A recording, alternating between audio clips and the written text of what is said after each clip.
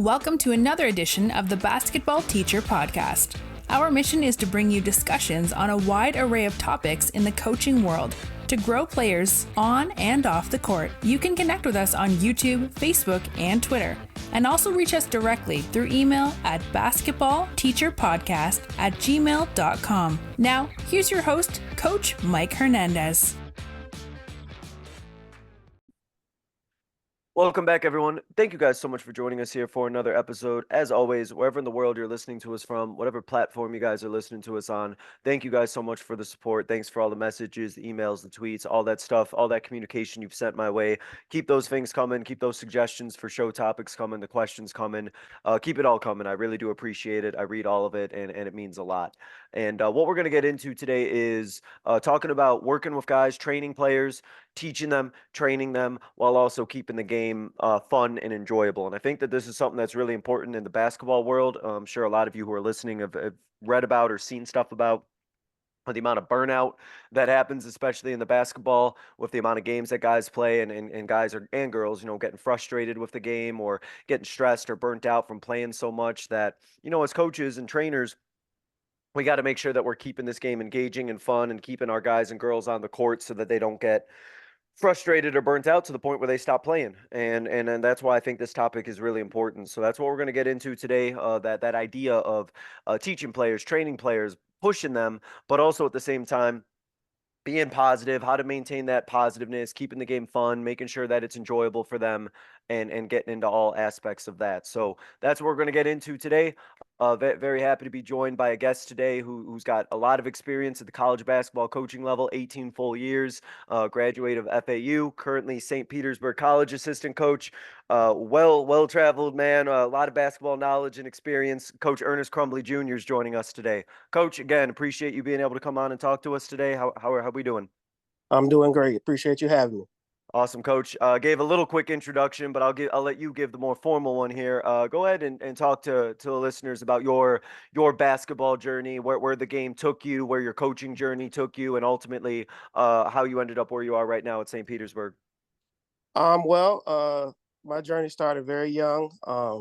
My father was a coach, so I kind of was forced into the game. Essentially, a lot of people get dropped off to babysitters and things of that nature, and I was just tagging along with dad at the gym. So he started working at a rec center initially when I was about 6 years old. He coached in the local, youth teams, 15 and under, 13 and under, 11 and under teams.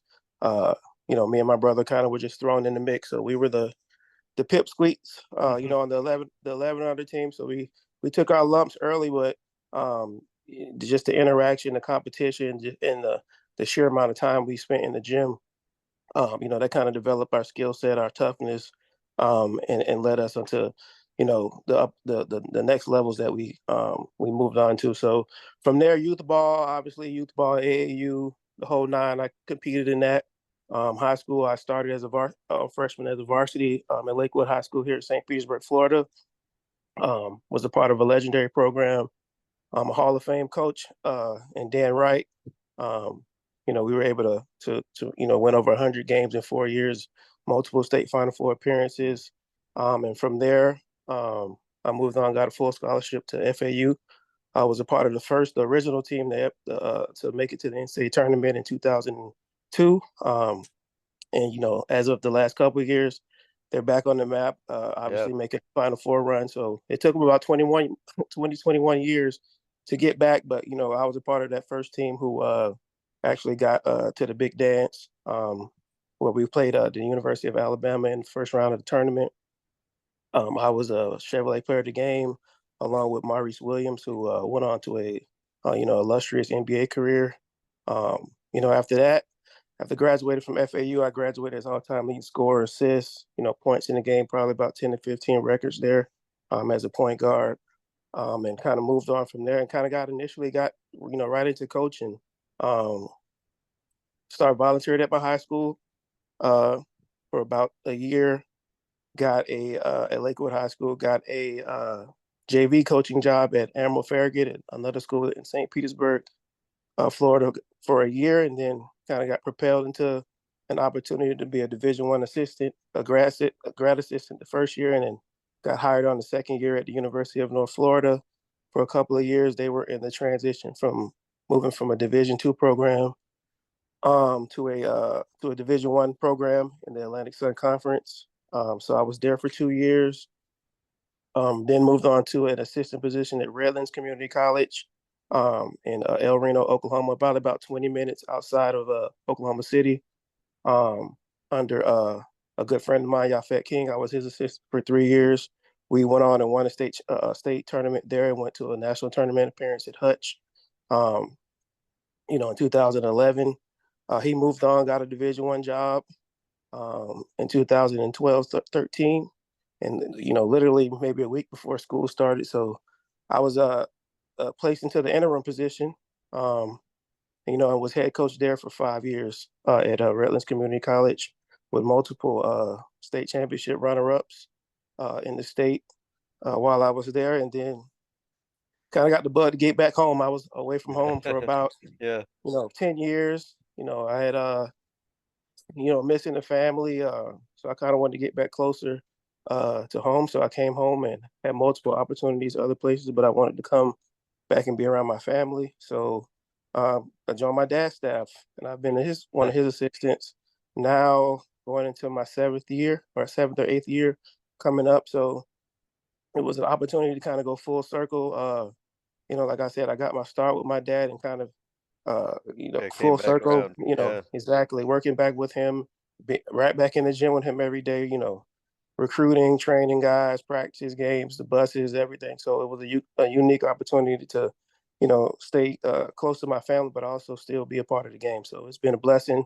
Um, everybody's happy as far as my family, being around here. I got 2 young kids, so now they can run around the gym now with Papa and Dad. So it's kind of been full circle. So it's, Yeah. it's it's an exciting time. That's so cool to have the whole. It's like you get to see the whole family, bring the whole family on the court and everything like that. That's awesome. Keep them around. Exactly. Let me ask you first, Coach. This kind of popped in my head for someone like yourself who played at the high level that you did to go ahead and then make that transition right into coaching.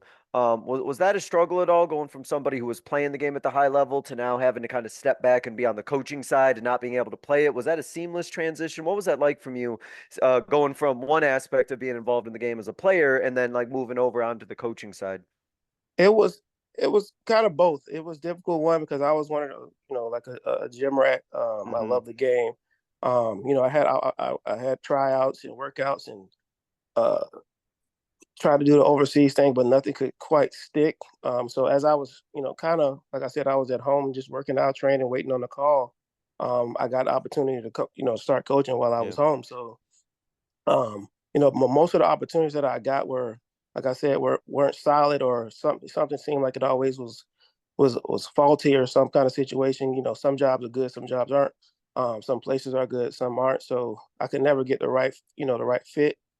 So kind of while I was waiting, the coaching opportunity kind of you know, presented itself, and I knew ultimately, no matter if I played, another 10 years, I was eventually going to be a coach. It was pretty much destined. Like I said, it's something that I knew I was going to do regardless. It just was a matter of when.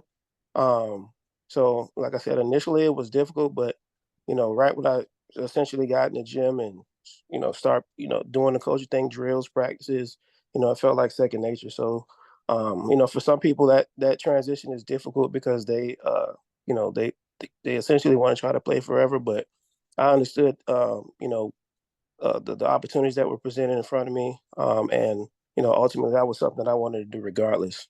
Yeah. So it was always going to come back to coaching at Exactly. some point, whatever it was. Yeah. Awesome. That's really cool because, as coaches, we love, I'm sure, as like when our players, go and make that journey into coaching, how fulfilling that is to see our guys or girls who still love the game that much that they want to transition to that side of things and take all the knowledge they got from playing to coaching. Exactly. I just think that's an incredible thing. So that's awesome that was something. I'm sure your dad kind of inspired you along the way to get into that side too as Yeah, well. it was essentially the family business, Yeah, so yeah, right. nobody was surprised. Yeah, it was kind of expected at that point that you're going to be sliding into that sort of thing. So that's awesome. Yeah. Coach, I want to ask you about The concept of training and working with guys about fundamentals, and it's something that as coaches or as trainers, it's so important to us that our guys and our girls have the fundamentals right and the fundamental aspects of the game right. And so I wanted to ask about what fundamental skills that you work on with your guys that you think might be either overlooked or undervalued or maybe not taught as much as you think they should. What are some skills that you work on that you really want to make sure that aren't neglected by the training that you do? Um, I think it's a lot of different things, especially Hmm. once they get to the junior college level. Yeah. The first thing, the hardest thing we get when we bring especially a high school kid in is, the first thing is just talking. Um, the ability to talk on defense, the ability to talk on offense, the ability, to talk pretty much all the time. A quiet team or a quiet player usually aren't successful. Anybody that's successful at the game is always chirping or some form of communication on the court. So that's one of the first barriers that we get at the college level. Bringing in high school kids is getting them to understand the importance of being vocal on the court and how that helps. On the offensive end and the defensive end. Um, as far as the actual basketball part, it's really the basics, ball handling, the ability to stop, jump stop, simple things like that, pivots, um, the ability to play at different speeds. A lot of times we get those. Those were some of the lessons I got when I got to college. Was you can be fast all you want to, but you're easier to guard when you're just playing at one speed, and trying to get players to play at multiple speeds would be tougher to guard is one of the things we like to implement. Um, Obviously, shooting. Um, Today's game is a whole lot different than previous times, where Hmm. essentially everybody on the court now has to be able to make a shot. So not only the fundamentals of their form and stuff like that, but instilling a routine. A lot of these guys I try to implement that. It's one thing what we do in practice and individual skill workouts, but you got to have it if you really want to be good at this and you want to get to that next level of getting a scholarship, a 4-year scholarship, and moving on to play professional. You're going to have the internal motivation to create a routine. So now these habits are second nature, and it's not something that you're pulling teeth every day to do. Um, Whether you're a post player or you're a wing guard, no matter what, you got to get a solid foundation of working on your fundamentals every day, putting a routine together, and that's how you get better. A lot of people, Hmm. they want to get better in giant steps, but it's just a daily um, groundwork that you do every day. You get better in increment steps, not just big leaps. So, um, like I said, so the dribbling, stopping, playing at different speeds, shooting, routine, um, talking on offense and defense. I think a lot of times those are missing. And then lastly, I would say the importance of conditioning. A lot of times everybody has 1,000 drills and the cones and a rope and this and Yep, that, yep. but none of it works if you're not in the shape to do that. I always tell them some of your greatest players are also the ones that's in the best shape. So um, you have to put both of those things together, and that's obviously training, but eating right, getting rest, putting the phone down at night, um, going to see the trainer, getting treatment, things like that, where they don't understand that essentially coming from youth ball or AAU or high school, where they just essentially go to practice, play games, and that's it. They don't understand all the things that it takes at the next level, to be successful.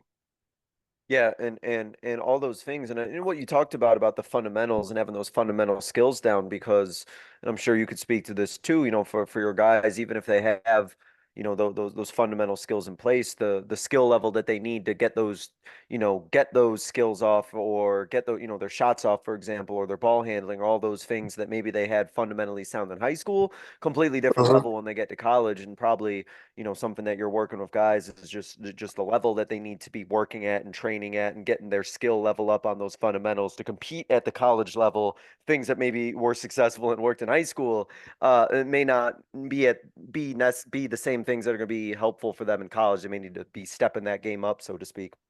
Yeah, we always joke with them, like we tell them, listen, you're not playing against 14, 15, 16-year-olds anymore. Yeah, You're playing against guys that could be, 3, 4, and previous these last couple of years with COVID years that it could be upwards to 20, 24, 25 right. that you're going against. So you're essentially going against grown men. So like you said, the intensity level, the consistency is another thing that's you know is something that we try to drill, and that's one of the barriers is getting them to understand to be able to do it every day, every game, first semester and second semester, where um, you're going to be pushed all the time. Versus high school. If you're at a good high school or you're a good player, you play 20 games, you might play against 5 games that's going to really challenge you. Right. The skill level of competition that you mentioned, day in, day out, every single game is going to be a challenge and be something that pushes them. And that grind is something that I'm sure your players got to make sure that they're ready for, and the way that they train for sure is a way to get to that level.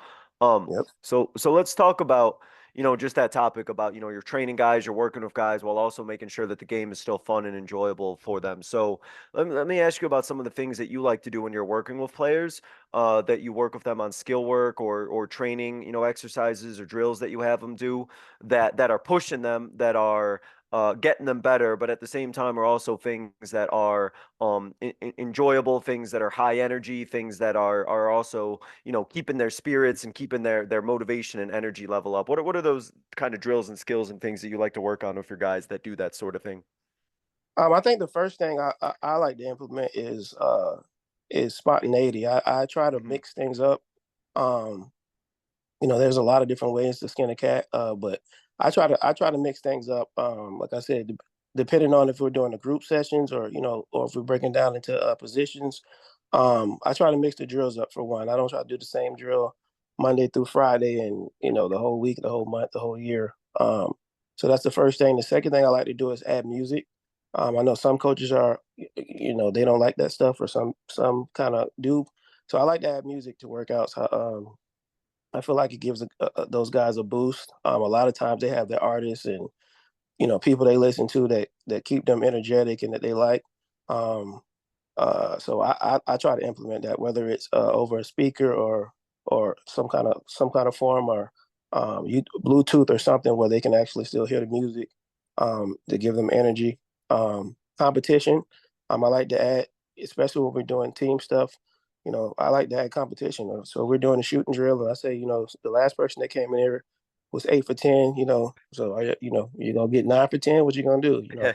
Um, when I was in school, we used to have a chart for drills. So we had certain drills where we kept a chart to see weekly who hit the most shots, who did this, who did that. So if you got any kind of competitive nature, you tend to get your juices going a little bit more when you find out somebody had a certain number. So I like to do that. I like to uh, also add incentives. So it might be a sprint. Like whoever wins this last sprint, you get this, you get that. It might be a Gatorade or something. It could be something as small as that, where you're putting some incentives in there to try to keep things fresh, keep things new.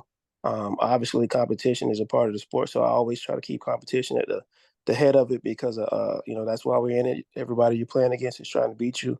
Um, and then lastly, sometimes I like to get the players' input themselves, especially in this generation where they have so much access to stuff online or drills that from coaches or trainers they worked with previously.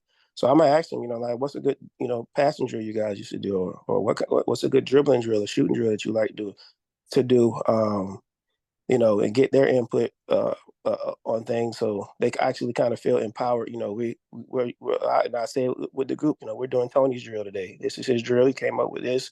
Yeah, sometimes I may even have that particular player lead the drill. Um, so it's a lot of different things you can do. I think is important, especially throughout a grind of a season. Like you said, guys are and girls are playing so much basketball, that it can get mundane and redundant if you're doing the same thing, same drills, same thing over and over again. And people tend to do more or go harder when they're actually invested. So I like to keep things interesting and mix it up just so everybody stays focused.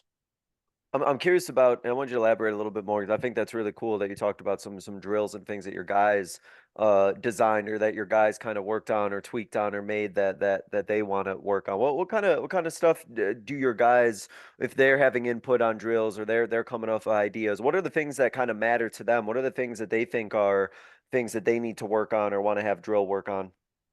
A lot of the stuff they get, I think they're getting from some of the stuff they see online.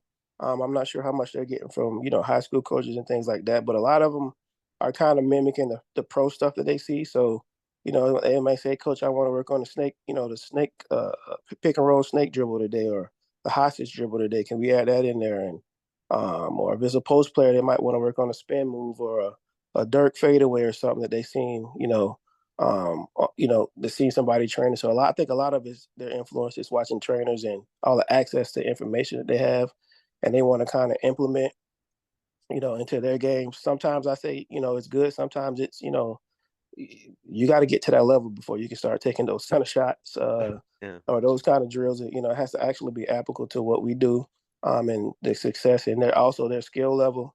I also sometimes tell them, I have to see you working on this stuff on your own. I have to see you put the time in on, shooting a Kyrie left hand floater, because only person I see making that, in the world is him. So I don't know how much time we should be spending on that versus you getting to your spot, jump stopping or coming to a spot and just shooting your, traditional mid range shot. So a lot of the times, like I said, I think it's just mimicking the pro stuff they see, and they're trying to put that in their game to feel like they're, doing the same thing that the guys are doing at the highest level. Yeah, and I think that that's kind of a important thing that you mentioned, kind of a little bit as a coach to kind of realize that, like, obviously you as a coach or you as a trainer, you kind of know the fundamental skills that we touched on earlier that your guys really need to be working on every single day, getting a little bit better at. But there's, and you know this, right? There's all sorts of like moves and Mm-hmm. combinations and things that they see that they think will be fun to kind of work out and try and do, and it's kind of like, you know you spend a lot of time working on the fundamentals with your guys, and then if they want to do this drill that they think looks kind of cool, or work on this little move that thinks it's kind of cool, like if it's something that gives them, if it's something that they want to do, and maybe you just spend a little bit of time on it and then kind of go back to your training, that might be just enough to like give them a Mm-hmm. little break to do something kind of like more interesting or more like kind of fun that they see on YouTube or whatever, and then you Yeah. can sort of say, all right, like we did that for a little bit, now let's get back to this other work that we have to do, and maybe that gets your guys reset and refocused. Yeah, and the craziest thing too is sometimes when if they can like show a drill or something they do, and if they pull Hmm. it off in the game, they'll pull it off in the game or something. Oh my gosh, we don't. They're pointing at the bench saying, "Told you, coach, this is I use this Euro step," and we watching film and they're telling you to run it back again just so they can show everybody Yeah. that they actually got it done. So it's a healthy balance, but like you said, you got to mix it up. But ultimately, your foundation has to be the fundamentals. Yeah. How do you kind of keep track as a coach about, where your guys are at kind of mentally, and whether or not that they are, you know, in a good place right now and they're ready to work and they're ready to get a lot of things done and ready to get better and improve, versus like when you kind of can tell that your guys are, kind of burnt out, fatigued, stressed? How do you kind of make changes or adjustments based on that? Is that something that you're like kind of keeping track of, or kind of seeing how your guys are doing, or what's that kind of like when you kind of maybe can see that your guys maybe are dragging a little bit or kind of starting to get that burnout and fatigue happening? Yeah, especially as an assistant coach, I think is one of the things that's very important that most assistant coaches keep an eye on. Obviously, head coaches got so many things on their plate, so much things Hmm. going on. They're head to the they're pedal to the metal. They're not necessarily looking at those small things that the players are going through sometimes. So as an assistant, I think it's very important. First thing I think obviously is relationships. Uh, Kind of knowing your guys. Um, how they're motivated, their body language. Um, Sometimes you can kind of who they're close to on the team. Sometimes you might have to use a buddy to get some information out of them to kind of see what really is going on with them. Obviously, another thing that happens at the college level, at our level as well, is they're away from home for the first time, or maybe something's going on at home. So sometimes it might not even be just their body's tired or mentally tired. They're just dealing with some things that's outside of our control that we don't even Mm. know about. Um, so that's one of the things too, is making sure you keep an open line of communication. Like I said, speaking with them. Um, they're not kids. They're young people, but ultimately they're over 18. So a lot of times you might bring them into the office and just how you doing, how you feeling. Um, Another thing that I pay attention to is like how I'm feeling. Like Mm. if I'm tired, I know they're tired, and Yeah.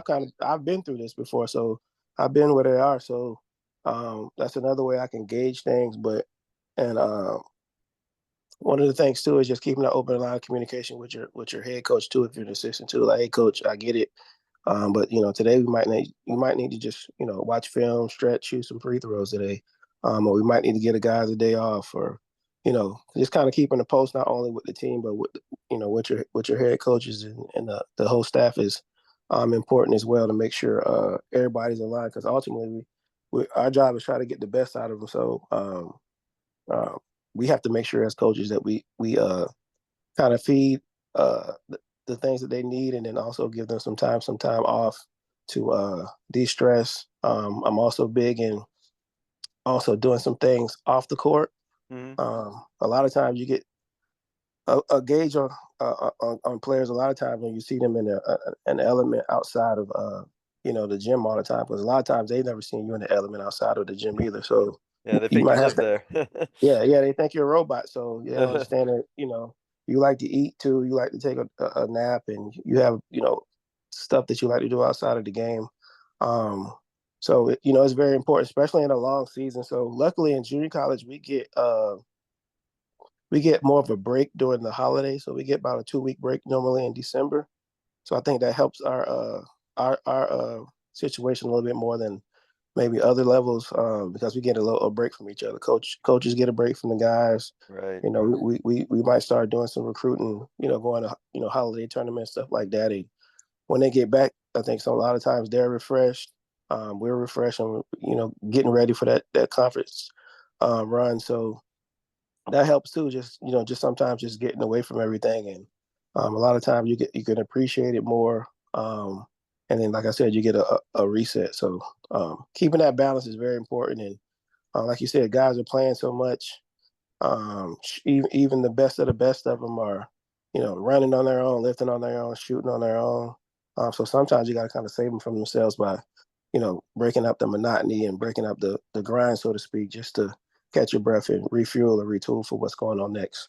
Yeah, because we talked about that process of getting a little bit better, each day. But at a certain point, like you mentioned, if you don't give your guys that break or give your guys that rest, like that workout or trying to do that practice or that training, like they're not getting better because their body needs a break or they mentally need a Mm-hmm. break or, they hit that wall, so to speak. And like you mentioned, just doing something else or switching things up, giving them a little break or something, you kind of take a step back so that when you do come back, you can make a few leaps forward, and you're not just trying to push for the sake of pushing. That you got to kind of take a step back to go a few steps forward, so to speak.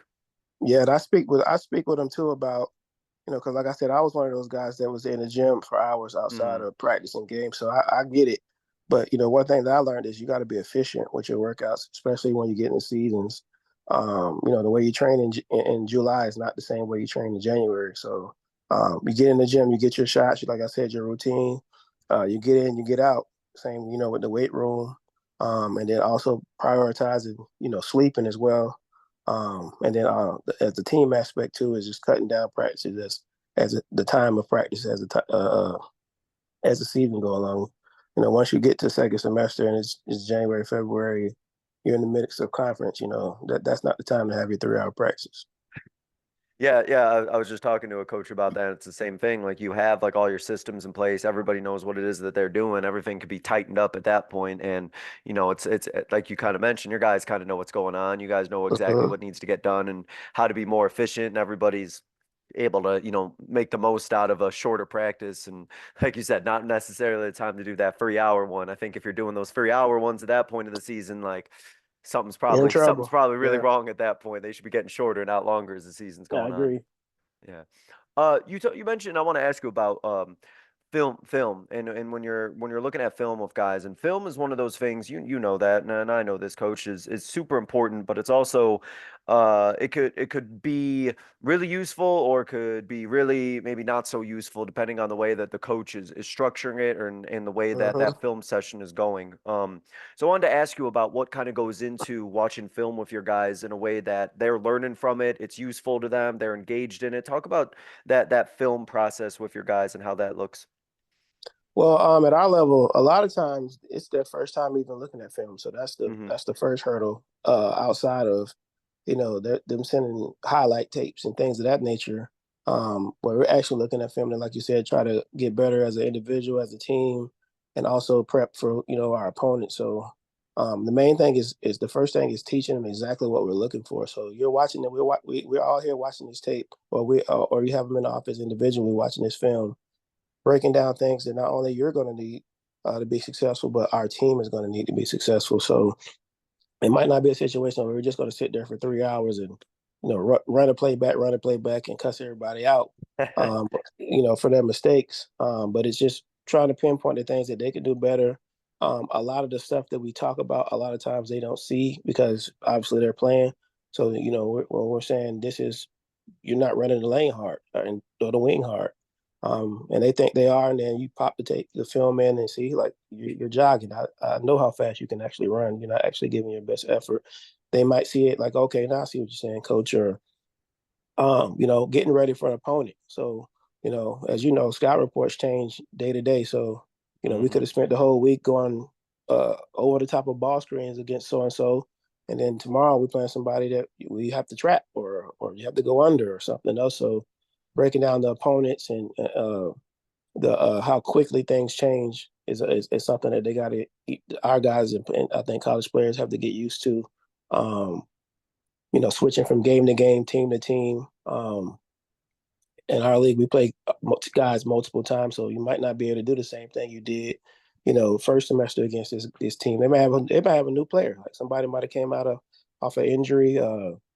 Somebody might have got eligible, anything. So it's always something to learn from. So I think the biggest thing is making sure that they know what we're watching and why we're watching this. It's not a situation where we're trying to bash you. It's not a situation where it's personal, and it's not a situation where we're trying to hail you as the greatest player ever, even if you're doing the right things on the film. Is about trying to get better um, individually and better for the team and getting prepared for our opponents. And I think it's a useful tool, like you said, if you do it right. I've been around different situations where sometimes film is a drag because the whole time in there is a drag. Everything's negative, everything's dull, it's long winded. So I think you got to get short to the point with today's generation. Their attention span is a little bit different. Yeah, But yeah. I also think you got to let them know this is what we're watching because they might be in there watching something totally different. A lot of them haven't had any experience breaking down film or watching it. Just how somebody's guarding them, how they're guarding somebody. They haven't been taught that, and I think it's very important. That's why we do it, and we also tell them like, listen, you might as well get used to watching film. If you're trying to play at the next level and you're trying to play professionally, film is going to be a part of the program. So this is something that you need to actually try to get better at, just like any other skill. Yeah, you make a good point about how guys, they don't necessarily even know what it is that they're seeing. And I think that you bring up a good point too for coaches to keep in mind anytime they do a film session or film work with their guys is like, I try to go into mine, especially, at the high school level, kind of with the assumption that a lot of my players don't really know what it is that they're looking for, what it is that they're seeing. That my players, they might be looking at, what they're doing on the court and not looking at Mm-hmm. what the whole team's doing, or they might not know why something that they do works or why it doesn't work. And so for coaches, as you mentioned, I think it's really important to know that like we can't make any assumptions about what our guys maybe know or don't know or see or don't see, and like breaking all that down for them and using that as a teaching tool and a way to kind of explain the game to them versus, like you said, one of those like, hey, just yelling at them the whole time sessions. I think that's really important. The way you go about looking at it is like a teaching opportunity versus a just a full on like criticism and yelling at your guys for things they're not doing sort of thing. Yeah, and like you said, some of the stuff I don't think they see, and it could be small stuff. Sometimes we might show them film of the bench decorum. We might Yeah, show them a yeah, yeah, film yeah. of, this guy fell down and two people went and picked him up, and the other two, was walking down the court. Why wasn't everybody over there to pick him up? Like this, Yep. this stuff matters in everybody being, bought in together and helping each other out because at the end of the day, we always tell them we can only put you guys in the best position we think to be successful. But ultimately, you guys got to go out there and execute the game plan. Hmm. Yeah, yeah. I mean, it ultimately does fall on them. You try to plan it out, but they're the ones who got to execute it for sure. Let me ask in a general sense, Coach. You're part of a larger staff, obviously. But I wanted to ask about how you, as a coach, basketball season is so long; it's never ending. It's a grind, as we've used that word a few times before. And I wanted to ask about how you and your staff kind of make sure that the program at St. Petersburg is a fun, energetic, enjoyable one to be in, and not one that is, not just always, on with high pressure, high stakes. It's college, so I know that there's a lot of Mhm. high pressure. I know that there's a lot on these guys, but how do you also make sure that the program has that certain level of excitement to it where players are loving as being a part of the program, they enjoy the experience that they're having? How do you and your staff kind of make sure that that's something that's also happening at St. Petersburg? I think for me, one of the main things that I try to implement, and us as a staff is we're always talking about perspective. We're always talking about, trying to teach the game of life through basketball. Hmm.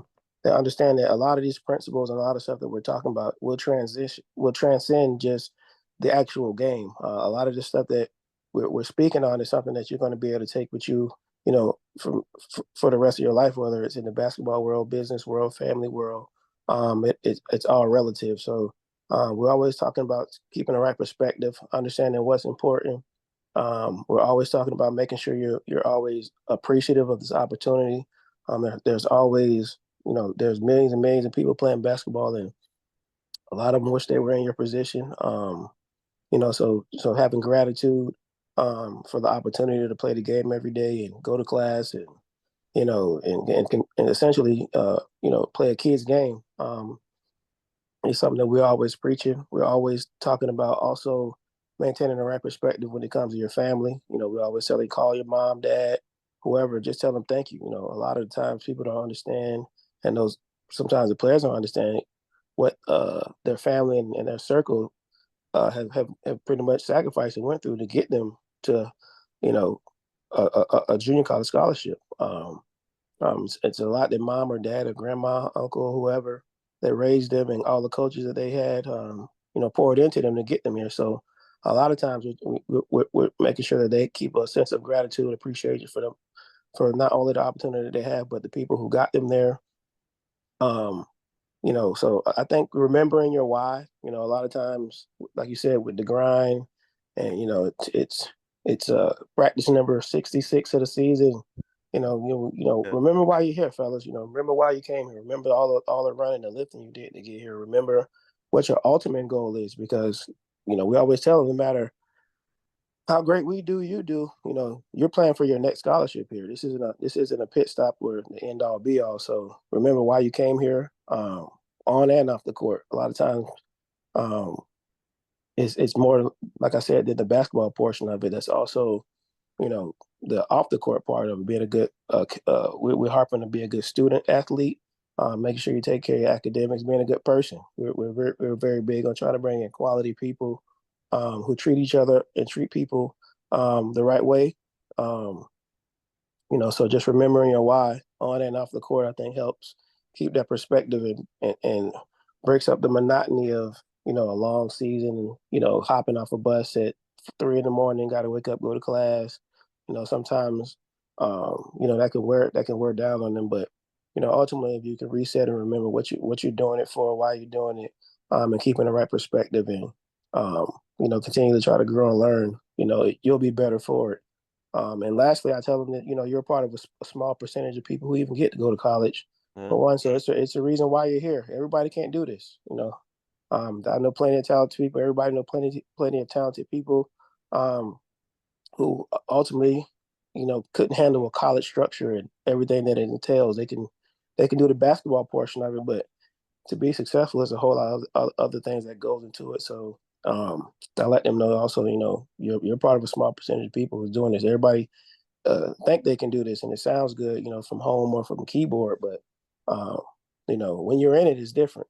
Different. Yeah. Yeah. I mean, what it is that you're saying, as I kind of listen to you saying, it's taking that time, as you mentioned that word perspective, of being able to almost like zoom out and kind of look at, how fortunate, as you mentioned, the guys are for the opportunity. They work for it, obviously, but Hmm. the opportunity that they got, the sacrifices, that their parents made, and just ultimately what their long term goals are. I think sometimes we can get, you know stuck in looking at what's happening in the moment and the stress that we feel, in that one day in the middle of December or January. But if we're able to, as coaches kind of, hey, zoom out a little bit and say, like, look at, how far we've come, look how much progress we've made, remember why it is that you're here, and sort of let them do that little bit of kind of reflection on the journey that's gotten to them to this point and also where they're trying to get to in the future. I think that's super helpful for your players because as you mentioned and as I just kind of talked about, like it's really easy to kind of think about what's really stressful and what's really difficult in that moment, but also, kind of forget about, all of the achievements and all the things that got them to this point and why it is, like you mentioned, that they're even there in the first place and how this is just another step on their journey and what those long-term goals are. Yep, and a lot of times too, they don't understand, that it's just a part of the process. Like if it was Mm-hmm. easy, like I said, everybody would be doing it, and you're exactly where you're supposed to be at. Like, you're supposed to be tired. Yeah. You're supposed to be sore. You're supposed to, not necessarily want to do the things that you're supposed to do, but that's what's going to separate you from that next person that's trying to get that scholarship. Your that next school that's recruiting you. So that's kind of territory. So, and you're not going to get out of this. So You're if you say you want here. if not just here, but if you say you want to be a basketball player, you say you want to play at the next level. Mm-hmm. This is what it entails. So this is why a lot of times, like I said, they look at the stuff. People look at the stuff on social media or the end result, but they don't see all that process that you have to go through. That's the part that's not necessarily televised. No, 100, no, 100%. Absolutely agree with that. Coach, I want to circle back to something about with the training with your players, and one of the things you kind of mentioned was about using competitions, and when you're working with guys, the idea of having drills that have a competitive edge to them. Um, when you're working with players and you're building things around like competition, and I wanted to ask you about what does that bring out of your guys? I wanted to ask this specifically because I know some coaches who are listening are, kind of wondering about, how do I make sure that, I'm putting in good competitive drills? Like, well, I want to make sure my players are getting some out of this, they're competing, they're enjoying it, they're playing at a high level. So when you're putting those drills in, what do you see your guys doing when you're working on whether it's a shooting drill or anything? What do you see that your guys are doing or getting out of those drills that is really getting them better and where they need to be? I think the first thing you kind of get a sense of their personalities. Some people are quiet competitive, some people are loud, and some people are kind of just in between. So you kind of get a gauge not of kind of what you're dealing with, especially like I said, for junior colleges, it's so tough to Mm-hmm. build relationships and figure kids out because you're essentially getting them, in August for meeting them for the first time or for the second time after a visit or so. And now we got to try to figure out everybody's personality types, put in our stuff, where everybody mixes and meshes. So a lot of times you get a gauge on, all right, this, all right, I didn't even know he had it in him. I didn't know he was that competitive, or how do we go about it? Like some people, they like to, how can we motivate them? So some people you can tell them, so and so, um, like I said, so and so did this, and that might get them going. Or sometimes don't say nothing to them. Just let them know what's going on, um, or sometimes, I even had teammates like this in college. Sometimes you gotta kind of, give them their own confidence. Like, you're about to make 10 out of 10. Like, you're kind of instilling it in them because they might not necessarily have that same button that everybody else has. So those things are important. I think the thing I think they get out of it is that you have to compete at everything you do Mm. on the court. I think that's the main thing. Is just trying to instill that mindset into them daily. And like I said, in the drills, because ultimately, every possession, everything you do on the court is a competition versus not only the other teams, but some of the things we use as motivation is that you play against in our schedule. We're playing top 25 teams. We'll play 10 top 25 teams in a season, so you get an opportunity to play against some of the best teams in the country and some of the best players in the country. So, is this effort that you're doing in this drill, are you competing at a level in this drill comparable to the competition that you're going to be playing against? Everybody's out here trying to get the same scholarships, the same looks. And if they're looking for a 6'2" guard, if you're a 6'2" guard, and three other schools in the country or in the state have really big time 6'2" guards, like what are you going to do to separate yourself from them?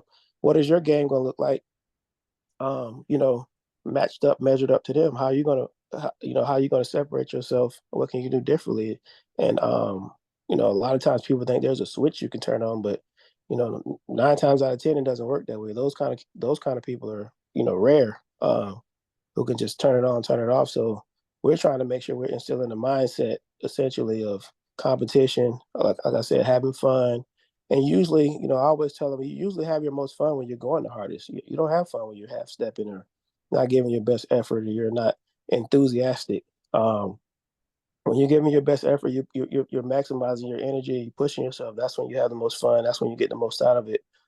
So that's the main thing that we're looking for. We seem to see, especially through the progression through a season. Sometimes it Mm, might, September, October, they might hate, a rebounding drill, and a couple months go by, they're asking to can we do the rebounding drill? So, um, that's the main thing is just trying to make sure we're still in that same mentality that's going to help them be successful, a spirit of competition, a spirit of fun, but also something that they can take with them at the next levels that they move on to. Because nowadays everything, well, it's been a business, but it's even more of a business more now. so now, yeah. So it's pretty much out there blatantly a business. So um, you have to find something within you to separate yourself from other players, and you're a business now essentially. So having that mindset is, like I said, competing every day, giving your best effort, and wanting to compete is something that we're just Right. trying to instill in them. It's funny that you mentioned about when you do some of these drills, you can see something out of your players that you might not know existed otherwise. Because when you were mentioning that point, I was thinking about one of the girls I got on my team right now, who you see her off the court, one of the nicest players you'll ever meet, really respectful, positive attitude, and just overall super super great kid. And then Uh-huh. you put her in a competitive environment, though. You put her in a drill or you put her in a game situation where it's time to compete, and it's like a whole nother person comes out. And I think that that's one of the Exactly. things I love about competitive drills when somebody's got to win or somebody's got to lose. Like you could Yep. see who values winning, right? You could see Yep. who wants to win, even if there's nobody watching. It could be like one on one in an Yep. empty park, and there's like this person's still gonna want to win because they hate Yep. losing more than they like winning, sort of thing. And it brings out Yep. so much, I think. And those like I want to find all those players, and those are the ones that I want on this court because they're the ones who they take it personally when they're out there, and I that's agree. a lot of fun, right? Yeah, I had a quick story about that too. I had Yeah, go for it. a player by his name is Tavarian Nix. Um, he was a red shirt for us at Redlands when I was an assistant, and we put him in. We had this rebounding drill where it's a physical, a tough drill, and he kind of didn't have his best day. So we seen kind of like as the drill went on, he competed, but he knew he wasn't essentially ready. He was already red shirt, so he was a little bit thin. So and literally after that drill, every time I walked by the weight room, he was in there lifting weights. Like literally every time I walked by, he was in there bench pressing, curling, doing something to get himself stronger. Because he didn't like the way he was getting pushed around in that drill. And fast forward, he became a starter on our team. Went on, got a scholarship at Midwestern State in Texas, and now he's an 8-year overseas pro to this day. Just on his drive and motivation, like you said, that we didn't know that was in him, but Hmm. that one drill essentially flicked on a switch with him that I don't think he ever turned off. And now, if you saw him, he looks like somebody carved him up. But he was one of those ones that, like I said, from a drill, you found out that switch got clicked, and it motivated him to the point where he felt like I don't ever want to be in a situation where I'm going to be at a disadvantage, based on something I have control over myself. Yeah. Oh no, I 100% agree. That's awesome. Appreciate you sharing that, Coach. I want to Uh-huh. ask you a couple more quick questions before we hit our concluding segment. I want to make sure I asked you this though, and that's for coaches also. The season's long. On your level in particular, even high school level. Season's never truly over. Basketball's always Yep. happening. Coaching's always happening. And so for you as a coach, you got to make sure that you're maintaining your positivity, your high energy, that you're always kind of on in a good way. And I wanted to ask you specifically for you as a coach, how do you make sure that you're staying locked in, that you're staying positive, and that you're not letting any of these outside distractions or stress or negativity or whatever else might be happening kind of seep into what it is that you're doing on the coach? How do you kind of stay locked in and focused and on point? Well, a lot of especially my coaching buddies, they think I was crazy, but I used to always say, like, as a coach, you got to kind of get yourself in shape for the season as well. Obviously, you're not going to be training at the same pace as your players, but I feel like you should be trying to get your mind and your body ready for the grind that's essentially, like you said, a year round grind. Whether it's walking in some form of exercise where you're pushing yourself, you're actually applying the same principles you're telling your players every day. So for me, I love fitness. I love working out. Like I said, I'm already a gym rat, so I'm in the gym with the guys already. So that's one thing I take serious is making sure I stay active, making sure I'm sweating, stretching, trying to get rest when you can. Sometimes it's a little bit easier than other times, especially like times like now where it's a little bit more down. It's when you kind of recharge the batteries, and before you know it, you'll be moving bags in on campus here soon. So exercising, eating right.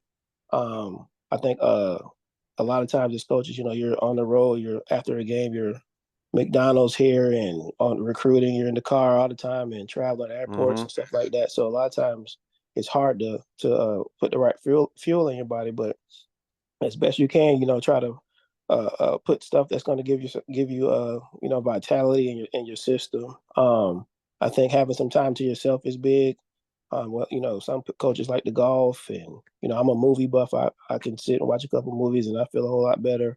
Um, and then lastly, I think spending time with your family as well. That's one of the things that helps me out.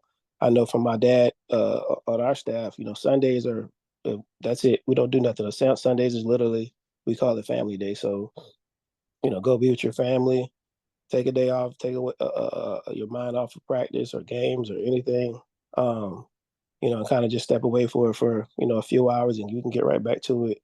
On on that Monday. So, and then lastly, I think just focus on things you got control over. A lot of times you're dwelling on stuff, you're replaying plays and what I should have did, what I shouldn't have did, who I should have had in the game, and Mm-hmm. stuff like that. But ultimately, you can't do anything about it. It's something you got to either learn from and move on. So, having that, you hear it all the time, that 24-hour rule, um, where you just kind of digest it and then move on after a day. But I think prioritizing, like I said, trying to put the right stuff in your body, getting rest, having some time to yourself to decompress, exercising, sweating, and challenging yourself, and then recharging the batteries, getting as much rest as you can. I think that's the best thing you can do. Yeah, it's to have that, and I think that's a really good point, and I'm glad that you brought that up. You talk about getting in shape, and I think as coaches, right, you got to make sure that your physical, fitness is up to a level where you're good. Because even coaching, it's like you mentioned, it takes a toll on you. It can take a toll on the way that you are. Whether it's your diet or just being up and down and moving a lot, always moving, you're always mentally like have to be Mm-hmm. engaged, which could also lead to some physical stress as well. And so just keep being mindful of all that stuff. And then like you mentioned about, making sure you find that time to balance yourself out with whatever it is that you need to do when you step away from the game. Having those things, man, I completely agree. I think that's super important. One Mm-hmm. last question, Coach, I wanted to ask you before we hit our concluding segment is I wanted to ask about what's the importance in relationships with your players? How important have the relationships that you've made with your players been in making sure that your players are having a positive, worthwhile, and meaningful experience? Talk about the role relationships have played in your coaching career. Um, the first thing I always talk about our guys too is that you're gonna possibly meet people on your team or people at your school or obviously your coaches that's gonna be in your life for the rest of your life. You might not know it now. Um, so these experiences are gems essentially. I know from a player, I still have coaches that I literally talk to, you know, week bi-weekly, former coaches that I've played for, obviously former teammates as well. And the most fulfilling part of the game is essentially, like you said, having guys or girls that you're coaching, and watching them develop as people. A lot of times we're getting them when they're kind of in that phase of, what am I going to do? What's going to happen? What is all this that I'm, this whirlwind of school and basketball, and you kind of help them navigate through that and watching them develop as people. and having fulfilling careers and building their own families and getting to their own careers. Ultimately, that's the true purpose in the true win of coaching is that the wins and losses obviously are important, but the things that are life lasting are the moments and the experience that you have, with these players and teammates, and like you said, having the opportunity to watch them grow, and also having them still be connected to you, 5, 10, 15, 20 years later.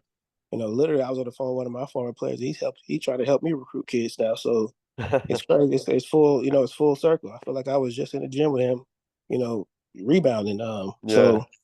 Then with social media, it's so much easier now. So, I have dozens of players and teammates and everybody that's on your social media. So now you can kind of see their whole life progress and see them in a great space. So I think ultimately that's, when it's all said and done, that's the most special part about the game. And I think usually when the ball stops bouncing and they get away from it a little bit, that's the thing that they're going to remember the most is the relationships that they had.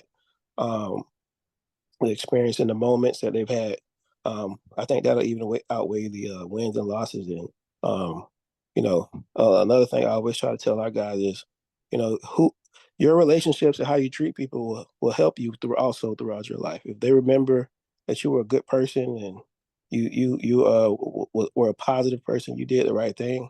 You never know how somebody could be able to help you down the line, and vice versa. If you were a jerk and you weren't a good person, people tend not to help those kind of people. So, um, a lot of times they might not know it. We might not know it in the moment, but you're actually living some of the greatest experiences of your life with the experiences that you're having, and these relationships that you have with players and players have with coaches is something that's gonna last a lifetime, and it's gonna be Mhm. the thing that you hold on to the most. Ultimately, when it's all said and done, is your experiences with people. 100% agreed, and I appreciate you sharing that. And I think that, I know for me, a lot of times a lot of times I look back and can reflect on people who, made a big difference for me. And I go back and I thank them or send them an email or give them a phone call or something. Sometimes in Uh-huh. the moment, I don't know how much they did for me or don't appreciate it in the moment. And this was a lot is more so growing up. And then it's like you take a step back when you're done playing, like you mentioned, or you have a chance to put a little distance between you and playing or whatever the event is and be like, man, this person actually really helped me out a lot. I should go reach out to them and thank them and everything. And incredible to give that thanks, also incredible to receive it. So Yep. I appreciate you sharing that. To wrap up, Coach, give every guest a couple questions. So I'm going to start with this first one here, which is thinking back on your coaching career or any of your coaching, training, basketball career, whatever it is you want to take it in. Thinking back on your career, what is a moment that you went through in your career that you think by sharing it, our listeners would be able to learn from? Wow. I would say it was my first year as a head coach. Like I said earlier, our head coach at the time got a call up for the Division 1 assistant job. Excuse me. Essentially in August, so it was 2 weeks before school started. We didn't have a full roster yet, so we were still kind of recruiting. Um, and kind of got just thrown into the water. It's everybody who's been a head coach understand the basketball part is not necessarily the toughest part is all of the administrative and all the extra stuff that you got to do as a leader, that you don't do as an assistant, that you kind of don't find out until you actually get in that spot. So essentially getting all the administrative stuff together, like I said, 2 weeks before the season start, trying to field the team, and we struggled. It was my first time being a head coach, and we struggled. So my mindset was, now that I got a year under my belt, it's time to go out and get some players, and we're gonna turn this thing around. And that's what we did. We hit the ground. Me and my assistants hit the ground. The kids that we had that were quality kids that were also part of that first year. They went through the lumps with us. They were part of the second season. My second season, obviously brought in new recruits, and we essentially went from a 10-win team to a 25-win team in 1 year, and we were in the Oklahoma JUCO state championship. We ended up losing by 3 or 4 points, but um, the thing that I think people can learn from is just being resilient, understanding that opportunities may come not necessarily when you want them to, but you got to be ready and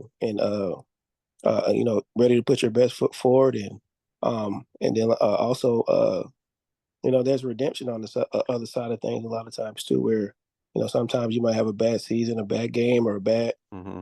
situation, and not understanding not to get too low, and figure out ways to get better, and then get to work. So it was one of the most fulfilling things for me, not only for myself, but just for those guys who went through that with me. They were uh they were part of it too. They stuck. They could have transferred, they could have left, Yeah. and they stuck it out with us. And not only did we did well with the basketball portion, but all our that that group sophomores all graduated and moved on to 4-year school. So it ultimately was a great test for our program and the resilience of our guys, but just a lesson in, you know, you don't know when your number is going to be called, but you got to be ready. And You ready? when Yeah. things don't go your way, instead of pouting about it and making excuses, try to find a way to learn, and build on it, and turn it around. Yeah, you talk about that idea of perseverance, right? The idea of Yep. perseverance, be ready when it's your time because you never know. Like always, stay ready so you never have to get ready, sort of thing. That's what that kind of reminded me of. Yep. That's awesome.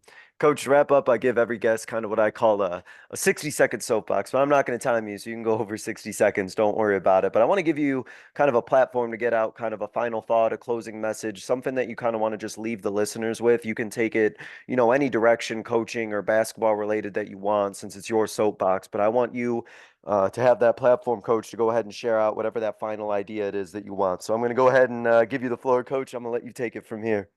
Okay. I would say just me. This past month, one of my high school coaches went into another. He's already in the state Hall of Fame, but he went into our high school Hall of Fame. And one of the things that I would like to leave with any coaches that are listening to this, and or young people, or basketball people, is the thing that all the great coaches that I've been around, the thing that they all had in common, that they were high character people. They were men or women of honor. They pretty much you know said what they did and did what they said. They put people first and not their egos. And then they cared about their players. I think ultimately any coach that's truly in it for the right reasons is the time you're spending away from your family, like the stress that we just we're talking about.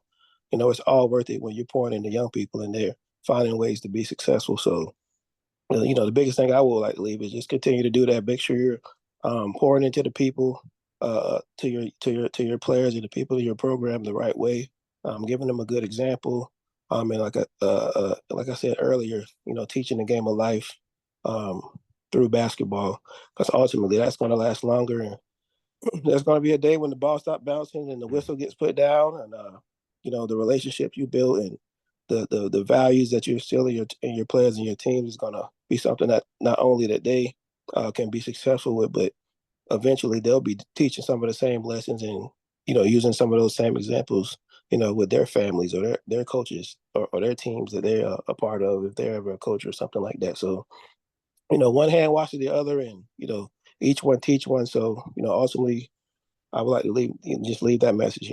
Just pour into to people. Be the example you want to see, and ultimately know that the relationships and the time you spend with your players and teams is the most valuable. That's fantastic. What a great point to leave on, Coach. I appreciate you sharing that. And I love that idea. Like that we talked about a couple times, is about making sure that understanding that the ball stops bouncing, right? The whistle gets put down for everyone, and to me, I hear that, and it's like enjoy every moment that you got, whether it's playing or whether it's coaching or whatever the case may be. It's the road ends for all of us at some point, and being able to appreciate the journey that it was and enjoy it while we're in the moment. Be ready for whatever that next phase is going to be. That speaks to me a lot, man. I appreciate you sharing that, and I also appreciate, Coach, you coming on, talking about your journey, talking about training, talking about all the great work that you're you're doing with your guys at St. Petersburg, the life lessons you're giving them, the training you're doing, keeping things positive, keeping them motivated. It sounds like you're doing an incredible job, and I'm excited to continue to follow your journey and see where this game and this coaching thing of yours keeps taking you. So Coach Crumbley Jr., man, really appreciate you coming on and sharing your wisdom and sharing your time with us. We really do appreciate it. Thank you. I appreciate you having me, and all the best of luck to you as well. Appreciate it, Coach. Thank you. And thank you all for listening. This was another edition of the Basketball Teacher Podcast. We will see you guys next time. Thank you for listening to another edition of the Basketball Teacher Podcast. Make sure to connect with us on YouTube, Facebook, and Twitter, or reach us directly through email at basketballteacherpodcast@gmail.com. Take care, be safe, and we'll see you next time.